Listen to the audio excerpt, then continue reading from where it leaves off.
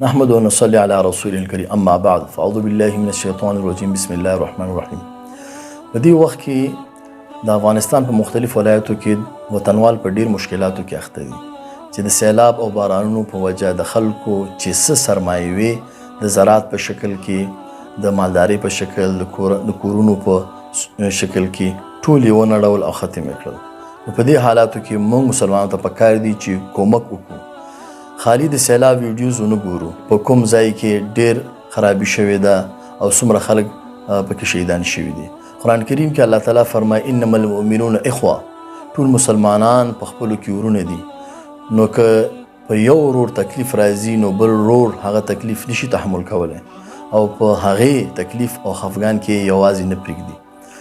زموږ د پیغمبر صلی الله علیه وسلم په اوصافو کې یو څو اوصاف دا و چې صله رحمي کولو والا، خلکو بوج جګولو والا، یعنی ها کسان چې خپل بوج نشي جګولی، مالی کومک کولو والا، ها کس سره چې کار نشي کولی، ملمه دوست یعنی د ملمه ډیر خیال ساتلو والا، آسمانی آفتونو کې د خلکو سره کومک کولو والا او ورسره ودرېدلو والا.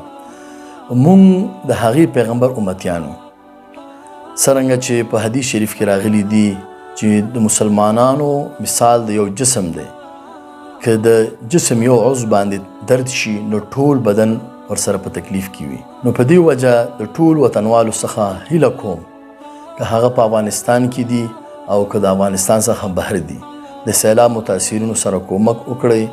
بعضې خیریه ادارې په دې کار کې مصروفې دي. کومې ادارې چې تاسو ته د اعتماد وړ وي هغې ادارې سره خپل کومکونه شریک کړئ چې هغه ادارې ورته ستاسو کومکونه ورسوي. که نن مونږ د سیلاب متاثرینو ورونو سره کومک وکړو نو الله تعالی به مونږ د مصیبت څخه محفوظ وساتي. واخر دعوانا الحمدلله رب العالمین.